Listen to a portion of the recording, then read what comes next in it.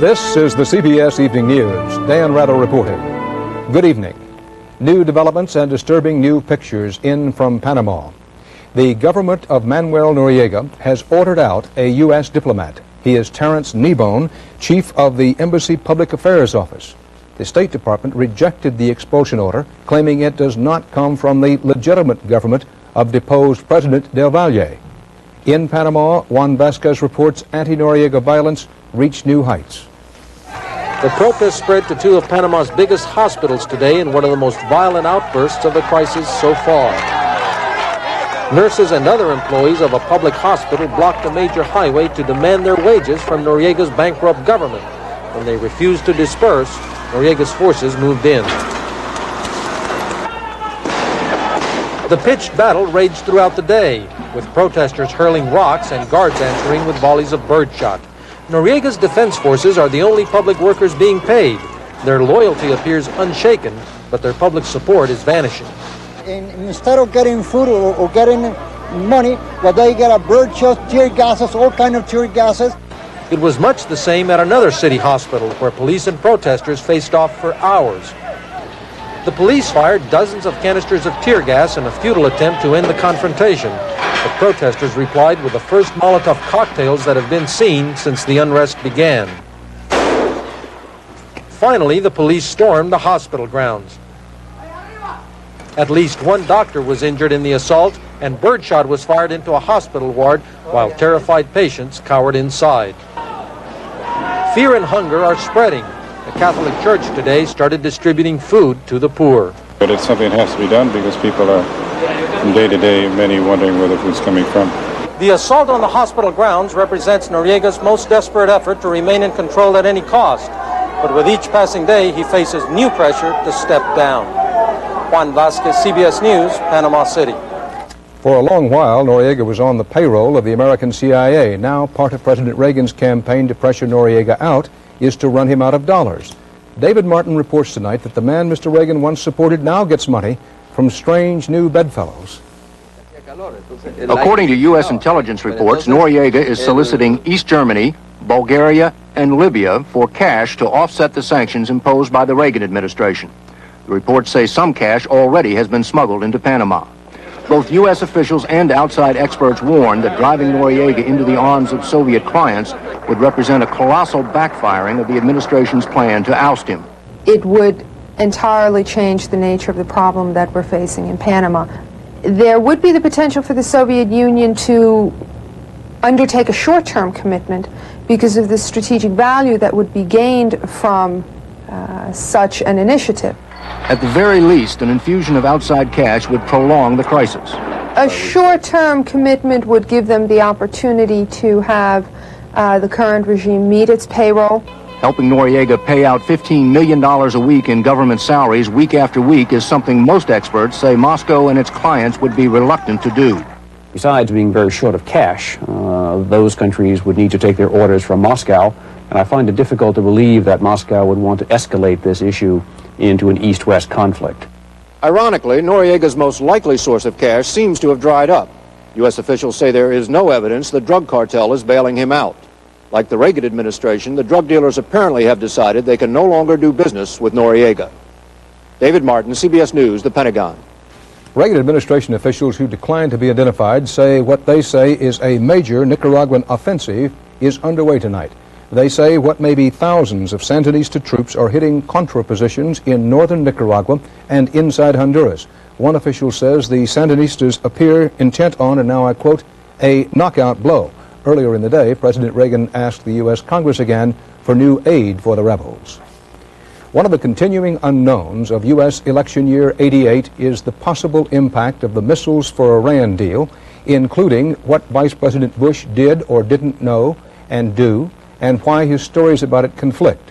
Criminal indictments of some key players are believed to be imminent now. President Reagan's former national security aide, Oliver North, has apparently been planning for the worst, including stepped-up security guards around his house by shotgun-toting security men.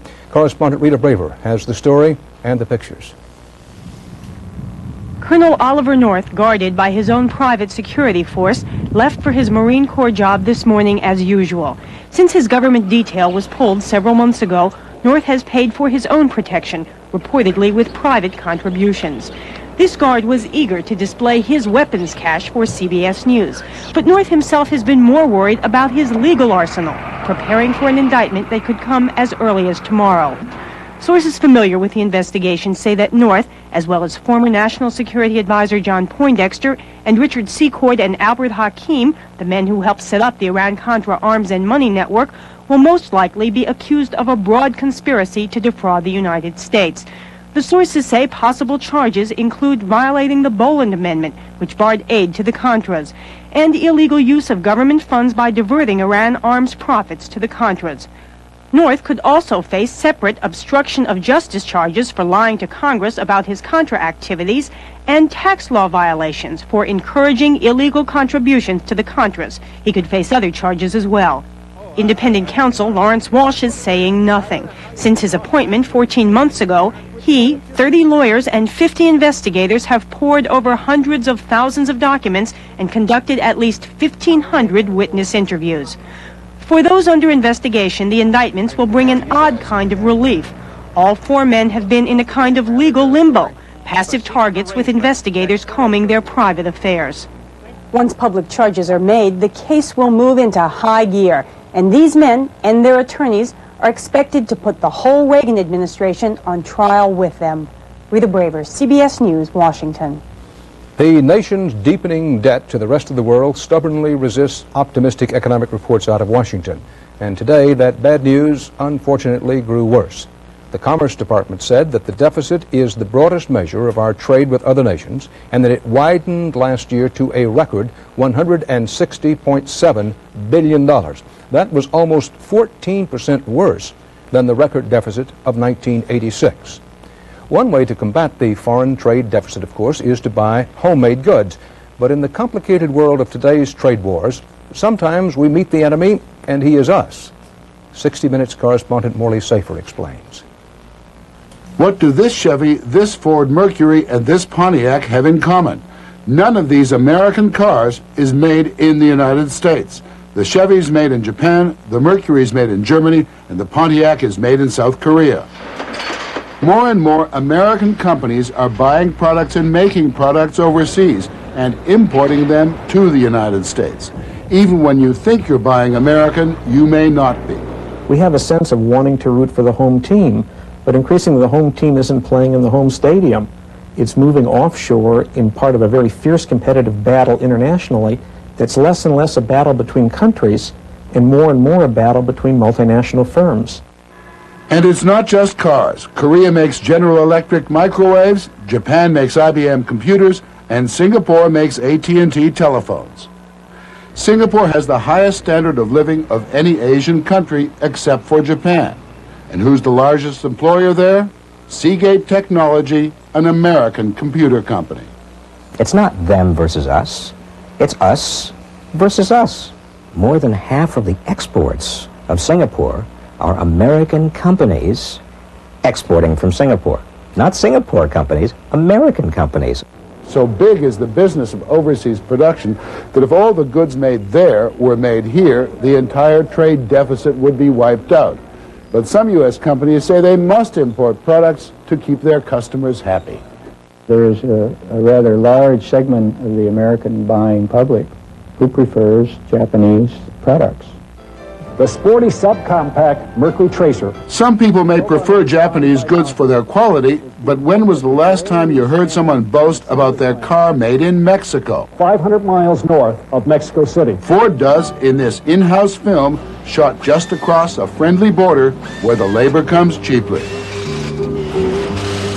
Could you guess how many American jobs have been lost by this flight of American industry? There have been several million manufacturing jobs lost since the peak of employment in the late 70s. An important part of those several million jobs have to do with the moving of production offshore. If the only way that the American corporations can exist is by telling me that they have to flee all over the world to take advantage of the depressed situations of every underdeveloped country, that they have to ride on the backs of poor people, there has to be a different answer than that. Hey! What's ironic is that while U.S. companies move overseas to compete with the Japanese are opening more and more factories here in America that create jobs for Americans and help our balance of payments. So the next time you feel like beating up on the Japanese, wait a minute. The Honda you may hate is made in Ohio, and the Ford in your future could come from Korea. Morley Safer, CBS News, New York. Important new overhaul of the nation's immigration laws underway. The Senate voted overwhelmingly today to expand immigration to this country by foreign professionals and skilled workers from Western Europe. Final approval by the House is still required. Currently, the vast majority of immigrants allowed in are Asians or Latin Americans who have close family members already living and legal in the USA. Still to come on the CBS Evening News, Bob Schieffer and Bruce Morton from the Windy City on today's voting in the Illinois primary. And Terry Drinkwater with evidence that foreign fishermen mean doomsday for dolphins.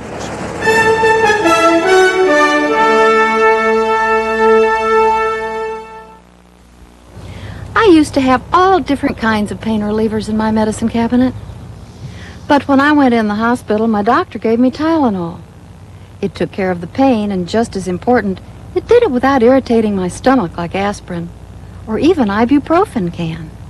Today, my medicine cabinet has just one pain reliever in it, Tylenol. It's the only one I need. Trust Tylenol, the pain reliever hospitals use most.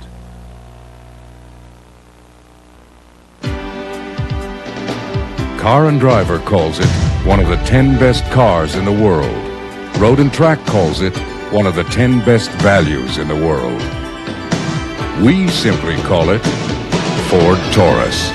Winning the world over. You're winning. Have you been behind the wheel?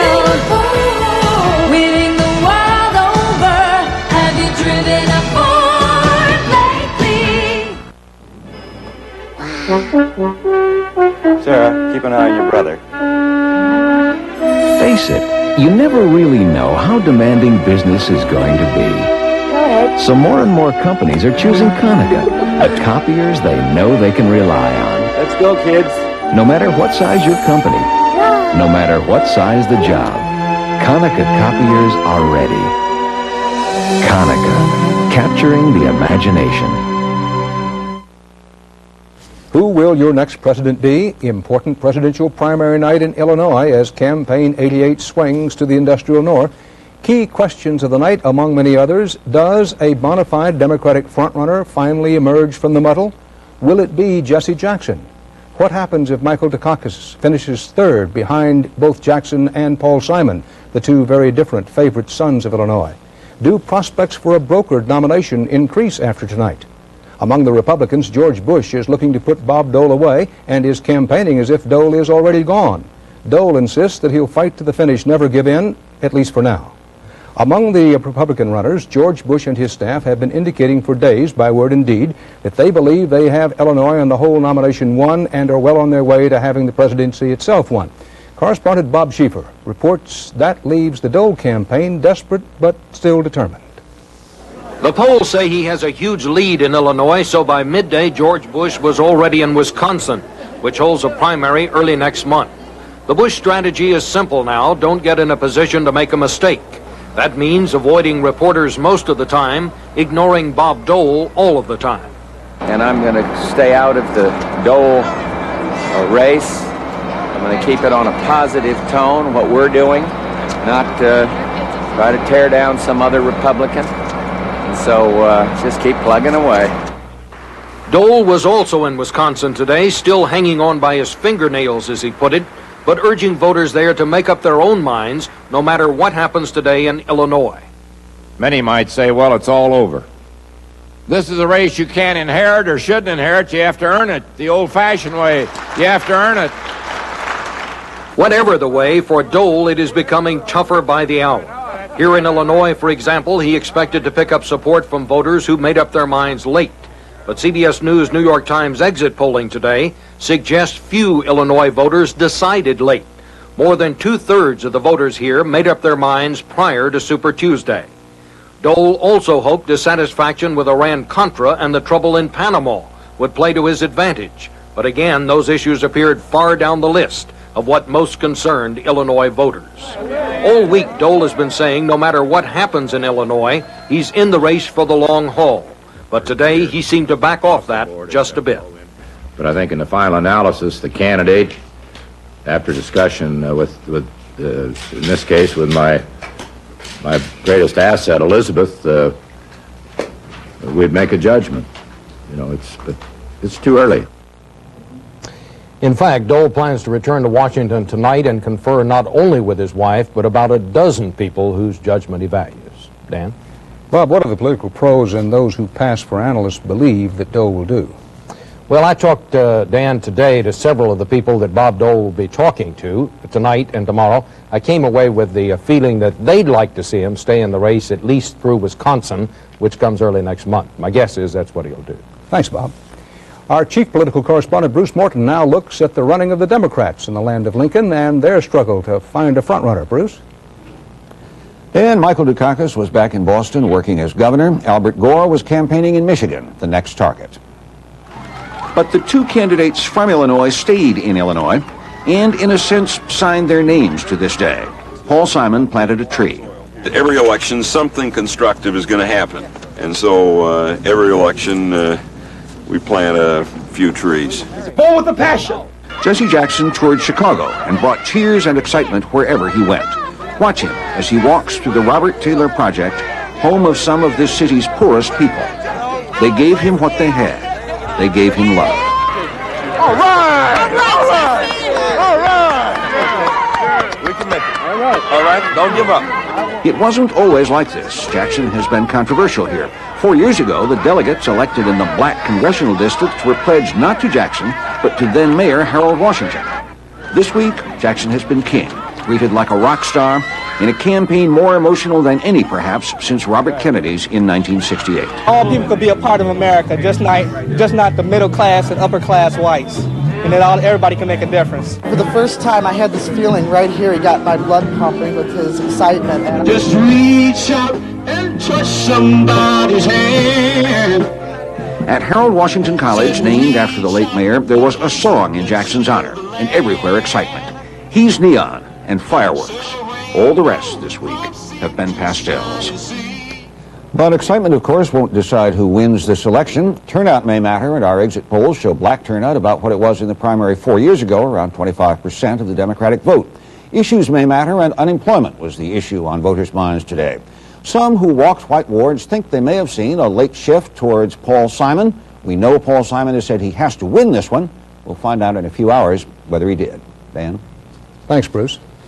Willie Jasper Darden said, "I bear no guilt. I'm at peace with myself, with the world, with each of you. God bless you." Unquote. With those words, the 54-year-old convicted murderer went to his death this morning in Florida's electric chair. Darden's execution ended a 14-year legal battle stemming from his conviction for killing a merchant in 1973 during a $15 robbery.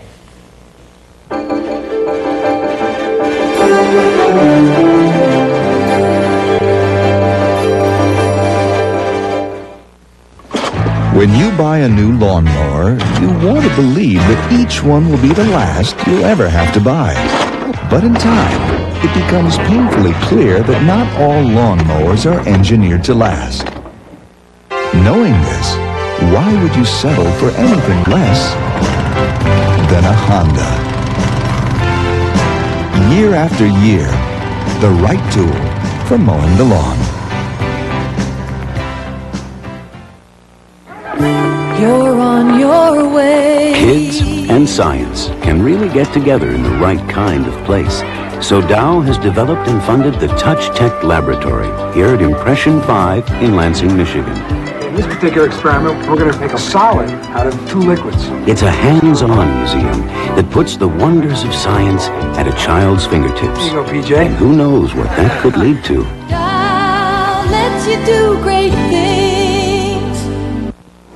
If you think you've heard all the news about aspirin, think again. Today, there's an even better aspirin formula, Anacin. Clinical tests show that Anacin relieves pain better than regular strength aspirin. Anacin, a better aspirin formula. How fast does Anbesol relieve toothache pain? Before you can say, Anbesol. denture pain, before you can say Ambisol. Anbesol stops minor mouth pain on contact. Anbesol, a new maximum strength Anbesol. Day one of Yitzhak Shamir's talks in Washington went pretty much as expected, not far. After discussing the new U.S. Middle East peace plan, the Israeli Prime Minister and Secretary of State Schultz found little reason for encouragement. Well, Mr. Prime Minister, well, we have discussed all of the various elements, and we haven't found our way to bridge all of the differences. We are interested, first of all, to negotiate directly with all the parties concerned, and we don't see any positive role for an international conference. Hopes for peace certainly were not fanned today back in the West Bank and Gaza. Soldiers are said to have killed 2 Palestinians while Israel banned all travel between its 2 occupied territories. Bob Simon has more. It was, in a way, business as usual. Talks in Washington, death on the West Bank. An Arab ambulance had to negotiate a roadblock outside a remote village to pick up one of today's victims. All over the territories, there was a general strike coinciding with the Shamir visit. In Gaza, the Bank of Palestine was closed. On the West Bank, everything was closed. While Shamir was presenting what he called his new ideas to the administration, Palestinians and Israelis were continuing their daily duel with rocks and bullets and strikes and curfews. Here on the West Bank, there are no new ideas, only old questions, and a growing feeling on both sides that there are no solutions. Just continuing confrontation with a rhythm as immutable as the seasons. Confrontation with an unspoken dialogue. The Palestinians saying, "We will make the occupation unworkable." The Israelis replying, "Then we will make your lives intolerable. Keep throwing stones, we'll drench your streets with smoke. Throw Molotov cocktails at Israeli cars, we'll close down your gas stations." Israel stopped delivering gas to the territories 3 days ago. More than half of the 1,000 Palestinian policemen heeded a call by the self-styled committee of the uprising and quit their jobs over the last couple of days. The Israeli reply, "No cops on the street? Okay, nobody on the street." A nighttime curfew has been imposed on the entire Gaza Strip. Defense Minister Rabin visited the West Bank to show the flag today. Unbeknownst to him, Palestinians had hooked up their flag to a power line overlooking his helicopter. There is a sense on the West Bank that what's going on in Washington is remote and irrelevant. Whatever is or is not decided, there is one certainty, and that is continuing confrontation. Bob Simon, CBS News on the West Bank.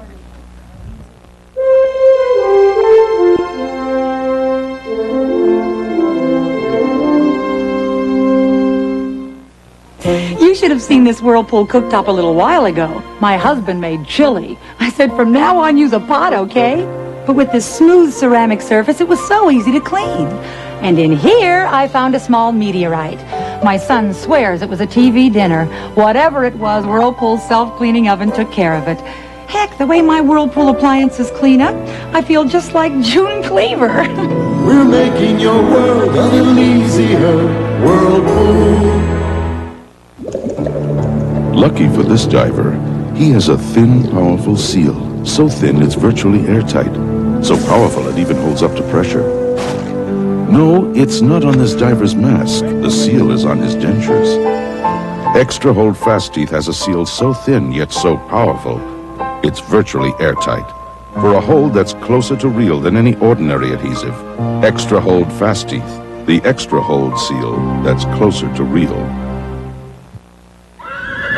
The champions of Rome, their secret, natural whole grain goodness, a nourishing combination of grains found in today's Roman meal bread.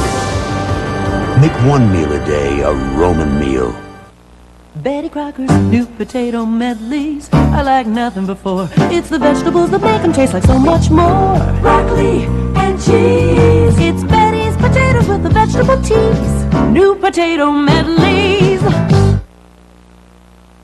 In the most detailed study yet, a NASA report out today says the Earth's protective ozone layer in the sky appears to have shrunk by 2.3% ever since the U.S. began keeping tabs on this in 1969.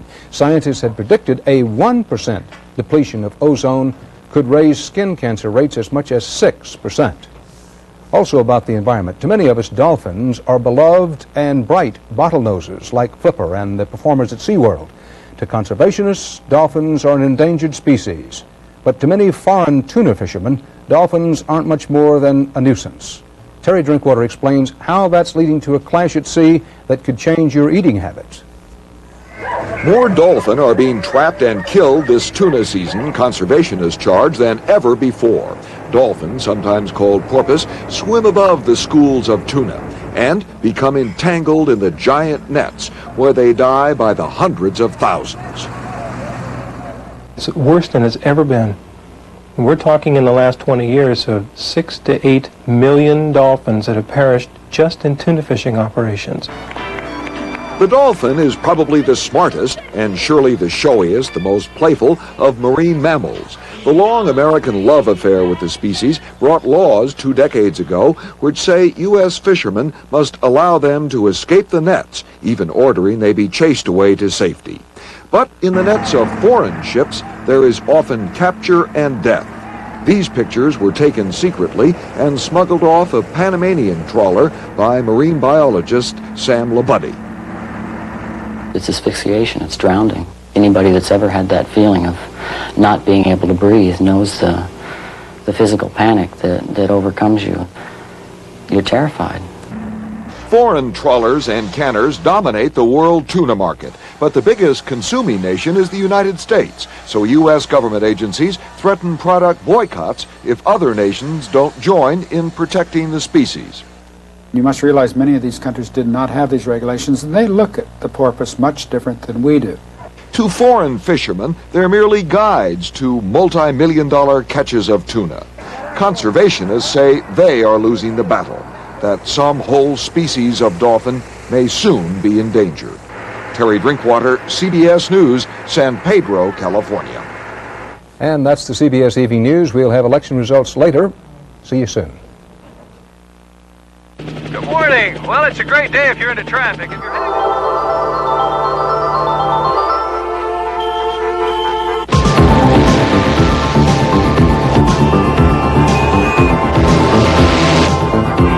Introducing the all-new Oldsmobile Cutlass Supreme.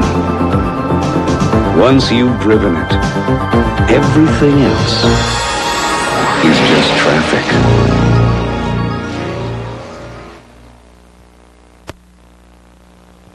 These are Del Monte vegetables. These are not. These are the nation's leading seller.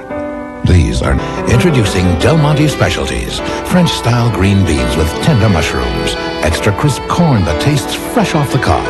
Young, small, sweet peas enlivened by pearl onions. And many more. They're new and only from Del Monte, because giving you more is our specialty. Del Monte. We grow new ideas. I'm stuffed up. I want relief fast. Neosynephrine starts working in a neosecond. A neosecond.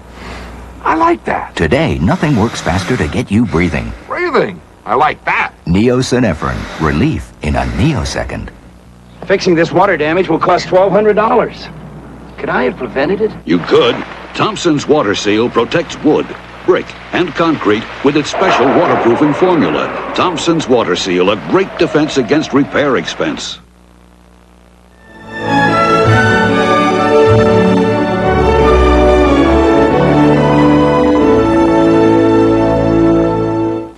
This is CBS. Coming up on Eyewitness News, we'll introduce you to a man with AIDS, a man who hopes to help others avoid his misery. We'll take a look at the role the Illinois primary plays in Al Gore's bid for the presidency. And is this your idea of entertainment? Well, we'll tell you why a Murfreesboro television station hopes the answer is yes. We'll have these stories and more coming up next on Eyewitness News. They call them the blues, and everybody gets them. But depression, that's another matter entirely. Depression can take away your sleep, your appetite, your interest in life.